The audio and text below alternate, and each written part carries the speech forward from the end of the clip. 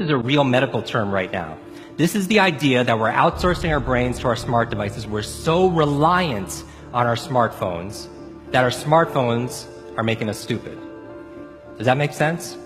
I mean, it's convenient. I don't want to memorize 500 phone numbers, right? Nobody wants to do that. But we've lost the ability to memorize one.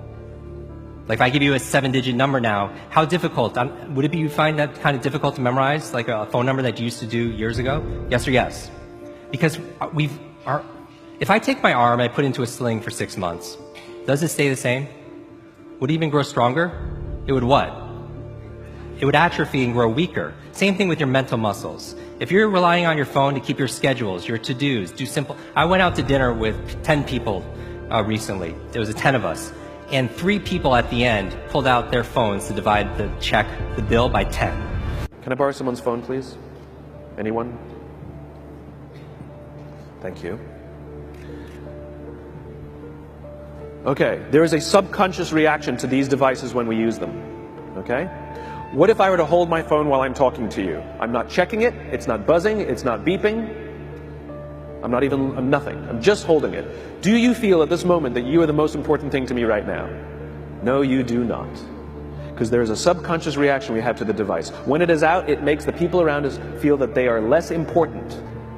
When we show up to a meeting, or a lunch, or a dinner, with our colleagues, our clients, or our friends, or our families, and we put the phone on the table, we have announced to everyone in the room that they are not that important to us. And by the way, putting the phone upside down is not more polite.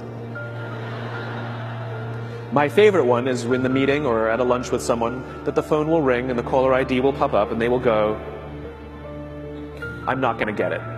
Oh, so magnanimous.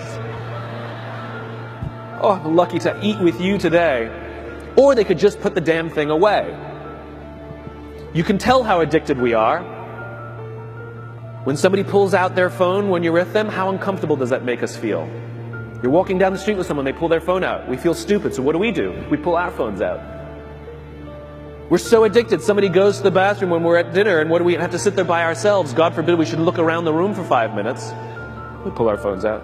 Meetings, awful. What do we do when a meeting happens, right? Everybody's sitting waiting for the meeting to start. Bob's running a few minutes late. Bob's here? Okay, start the meeting. Do you know when relationships are built?